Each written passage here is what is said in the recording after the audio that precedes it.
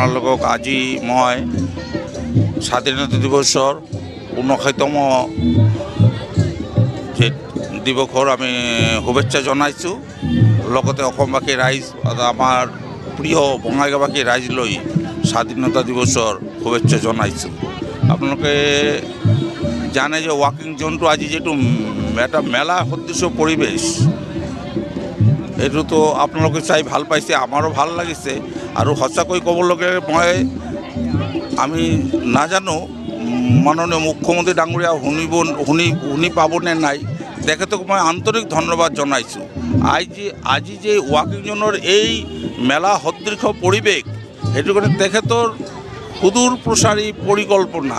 অৰ্থাৎ চাওক, যেনে এটা কিবা মেলা আজি আপোনালোকে ইয়াতে দেখা পাইছে, এইটো আজি এটা স্পেচিয়েল ডে, 15 আগষ্ট এটা স্পেচিয়েল ডে, আমাৰ স্বাধীনতা দিৱস উদযাপন।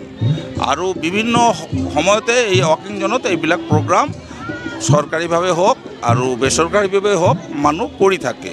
আজি আমাৰ বঙাইগাঁও মিউনিচিপালিটি, জিলা এডমিনিষ্ট্ৰেশ্যন, NULM আৰু Assam state rural livelihood mission, এই চাৰিটা সংগঠনে মিলি আজি 11 তাৰিখৰ পৰা একচুৱেলি ৱাকিং জোনত এই প্ৰগ্ৰামবিলাক চলি আছে।